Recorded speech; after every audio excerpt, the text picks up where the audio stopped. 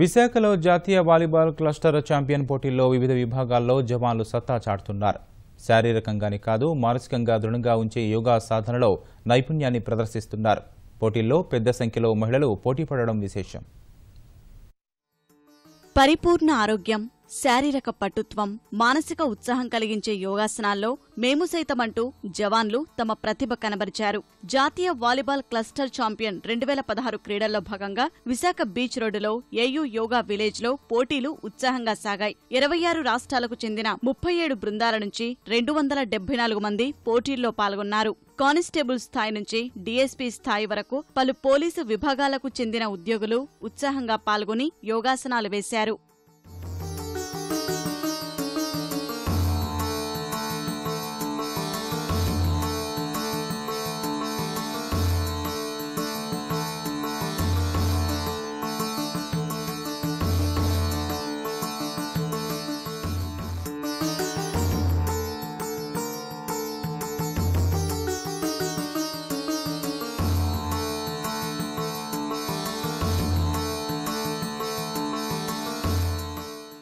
Under 21 నుంచి 25 ఏళ్ల విభాగానికి సంబంధించి వివిధ యోగా అంశాల్లో పురుష, మహిళా జవానులు వేసిన ఆసనాలు ఆకట్టుకున్నాయి. 25 నుంచి 35 ఏళ్ల పైబడిన విభాగాల్లో జవానులు, అధికారులు యోగాసనాలు వేశారు. నిత్యం శాంతి భద్రతల పర్యవేక్షణలో భాగంగా ఒత్తిడికి గురయ్యే తమకు యోగాసనాల ద్వారా చక్కని ఉపశమనం లభిస్తుందని పోటీల్లో పాల్గొన్న క్రీడాకారులు అభిప్రాయపడ్డారు.